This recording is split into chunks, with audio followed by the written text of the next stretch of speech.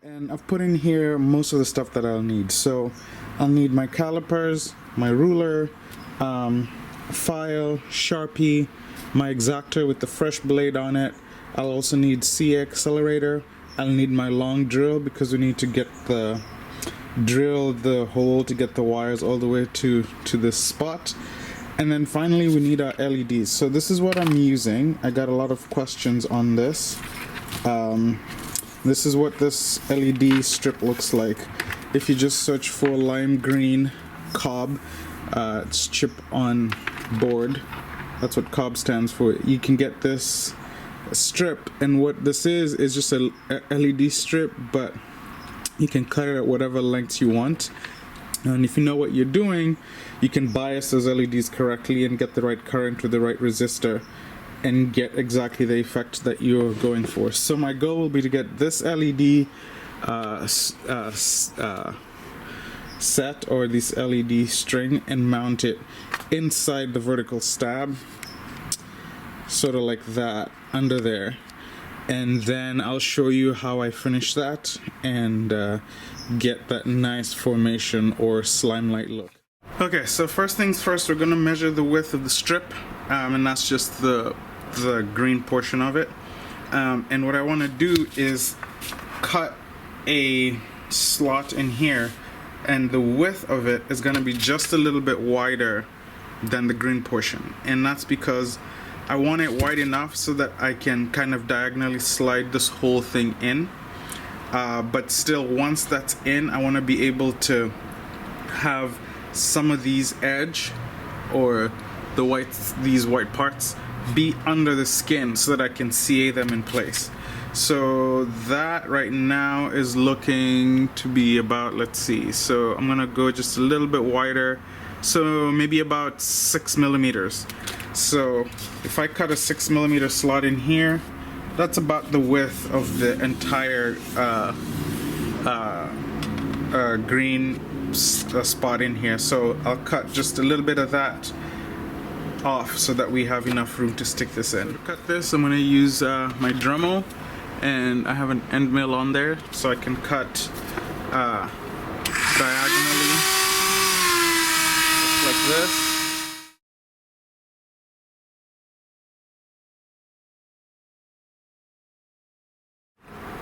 That we're starting to make that hole real good, so I'm just going to finish cleaning the hole up. It's rough on one edge, and then we'll file it down and use our X-Acto as needed. Alright, so I'm happy with the edges there. You can see it's still not quite touching the black edges that I made in my Sharpie, and that's where this file comes in. So I'm gonna go in here and sort of file these edges until I get the straightness that I'm looking for, and then go from here. We can see that the edges are looking pretty good, so I'm happy with how sharp that looks, and I just have to clean up this top area and this bottom area, and that's where the X-Acto comes in. So you want a nice sharp blade, new, fresh, that I can use to cut into the Arex and get that nice sharp corner. So I've used my X-Acto and cleaned up those edges, and you can see that's looking pretty good. So I'm not gonna obsess over that, because what's gonna happen is once I put the light in here and glue it in place, I'm gonna then get a decal, essentially a vinyl that's lime green colored, and cut it just slightly bigger than the slot and put it on top of over here so that it looks like a decal, and these edges are not going to be visible at all. Okay, so figuring out this length is pretty easy. I just put my strip over the slot that I want, and it looks like, in this case, if I just get that and just cut it off right around, let's see, point to it. Just cut it off right around here.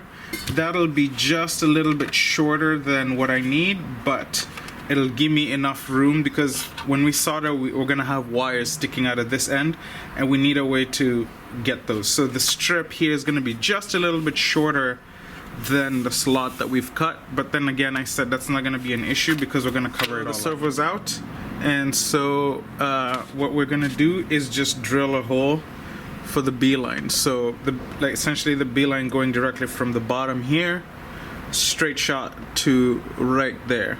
And if you look in here, it's a bit of an angle, sort of like that. So we're gonna go straight through, and the goal is to get to this area around here, and there's a few bulkheads that we're gonna drill through. I have my drill. Let's zoom out here so we can see what that is, with an extra long drill bit that can make it through. So I'm gonna drill that, and then we'll come back right after that. So we can see the hole that I made, and that goes right through from the bottom here all the way to this spot. Let's see. And like I said, if you shine a light, you can see where that light's coming through and what that path is. So obviously, as you do this, or as I did this, I tried to remove as little material as possible in the structure, because you wouldn't be able to inspect it, obviously. So you want to take off as little material as possible. You don't want to weaken the vertical stab unnecessarily, so that's something to keep in mind if you want to do this, and if you want to do it this way. Again, this is how I did it. There are many ways to do it. Alright, so now the next step that I usually follow is I have a strip of balsa, and the goal here is I want to vertically glue a piece of balsa in there and cut it in shy of the top. So if this was a piece, I'd cut it down, and the idea is I want the back of my LED strip to kind of rest on that. And the reason for that is because the slot's not wide enough to take the whole LED strip, as you can see. So we're gonna have to slide it in sort of sideways like that. But if you have nothing for it to rest on, it could just disappear in there, and there's no way to get a tool in there to lift it so that I can glue it to the skin. So I have my piece of balsa here, and basically how I got this is I took my balsa piece, inserted it in there, took my Sharpie, and just like marked how deep that was. And the reason I do this is because the stab gets thinner up here than it is towards the bottom. So when you get this profile, that is actually what I want. And then I will just trim off a little bit off the top of this, and this is what I end up with. And so with this guy, what I do is I stick my X-Acto on the top, sort of like that. And I can hold this piece, because this is what I'm gonna glue into the bottom there with CA. So I'll do that, and I'll show you what that looks like. So right there you can see that strip of balsa that we just cut, and it is glued in there. So that's that piece.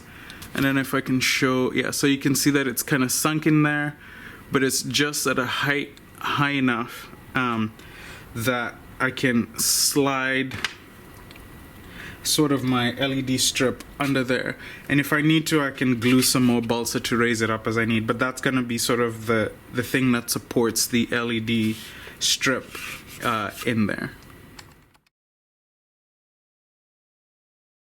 Before I install this LED strip, I want to make sure that it actually works, and for that I need a couple of things. One is a power supply that I can set the voltage on, I can set the current limit on, and then the wire that I soldered onto my LED strip right here, I need to have some way to connect it to the power supply. So in my case, I just added that connector that you can see there.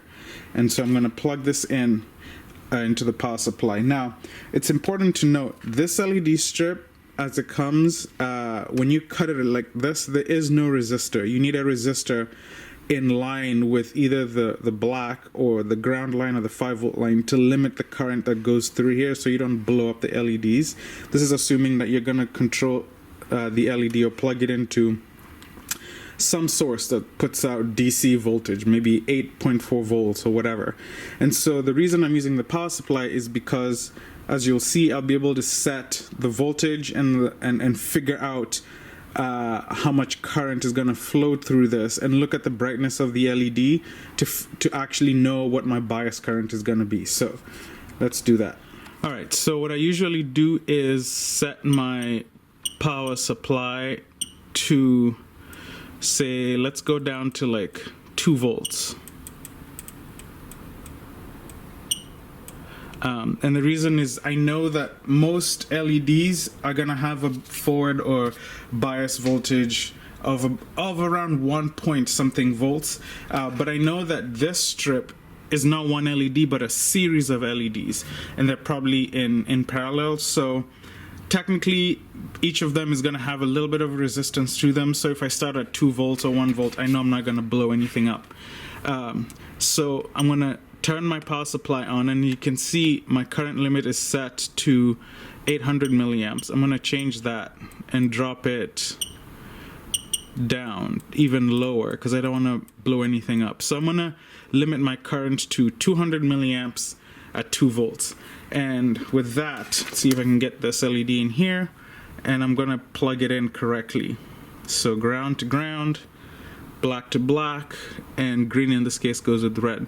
So the reason again you want to do this is because I don't have a resistor in series with either my power or ground line, and I'm trying to characterize the LED strip. I'm trying to figure out how much current I need to glow this thing, and that'll tell me in turn what size of resistor I need. Obviously in some cases you have an LED with a manual or some sort of data sheet that you can pull this data off of, but I do this and it works every single time. So we're going to turn the power supply on now, and as you can see, I guess this is, yeah, so it says CV, and you can see we're not pulling any current at all. So the LED is not biased at all. So what we're going to do is we're going to go into voltage, and we just raise our voltage to 3 volts, and you can see that the LED is glowing. So if I go back to 2, it's off. Let's get that in here.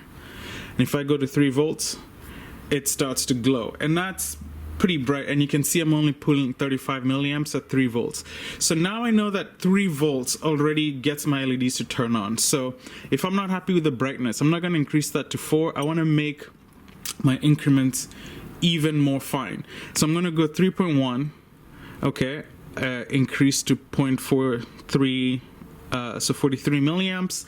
LED is getting brighter, brighter, brighter, brighter, brighter. Okay, so I look at the brightness of the LED and I'm pretty happy with that. 3.6 volts at 83 milliamps. Now these two parameters are key, because looking at this, you want the current on the LED to not keep increasing, and the reason for this is as the LED gets hotter and hotter, its impedance gets lower and lower. And what's going to happen is if you bias this such that you get the LED to be too bright, well, yes, it's bright, but you're also heating up the junction a lot more, and what that's going to do is it's going to cause the resistance to drop, and it's going to pull more current. So there's going to be this sort of positive feedback loop, and eventually the LED blows up. What you want is a current that gives you the brightness that's bright enough, but is not increasing or oscillating too much. So you can see that right here, it's going between 83 and 85 milliamps. Maybe I don't like that as much, so I'm going to drop it down to 3.5 volts and 77 milliamps. So at those parameters, you can see the stripe, the LED strip is pretty bright, and that's holding nice and steady. This is telling me that I'm not going to blow up my diodes, I'm not going to blow up my LED strip. This is happy, LED strip can handle this, and so I'm going to keep these two numbers in mind, and then we'll show how to bias that. So basically, the resistor that you want in series is gonna basically drop from whatever voltage. So from 8.4, you're gonna subtract 4.9 volts, and that resistor is gonna drop 4.9 volts, and you want that resistor to be sized so that it limits the current through the circuit to 77 milliamps. Now that we've tested our LED strip and we know that it works, I just use one of my go-get-em wires. I get these from Motion RC planes that come with these guys. You stick that in there through the hole, have it come out here, and you just pull the wires through. Remember, we had glued the piece of balsa in there, and so the goal now is to to try and get this strip to sit in here so that we can glue it in place. Right here you can see how I started by inserting one side into the groove that we just made, and that way I'm just gonna work the other side in. As you can see, I've now kind of got the LED strip in there, and all I'm working on is aligning it. So I use my X-Acto knife and I gently poke the white sides, so not the green but the actual circuit, because that's just a bunch of copper. So I can poke it. As long as I don't disturb the circuit or break the circuit, I'll be fine. And I just use that to align the LED strip the way I want, and I think that's pretty good right there. And so now you can see the LED strip's not going to sink into the cavity because we have that piece of balsa that's in the middle and everything's properly secured. So now I'm just going to drop CA on the edges here and on the edges there, and then we're going to be done with that. But first, before I do that, I want to make sure that I test my LED once it's in place, just in case I damaged it, you know, when I was installing. I don't think so. I'm going to plug it into the same setup that I showed you earlier. I'm going to turn on the power. Oh yeah, that looks good. So I know that my LED strip works correctly. It's installed, so now I can glue everything in place. So when gluing this stuff, what I like to do is have my CA bottle and have these nozzles that are going to allow you to really drop that CA. I'm using thin CA, and I want to drop that in a very specific spot, so that's what I'm going to use, and we're just going to go over this and glue it in place.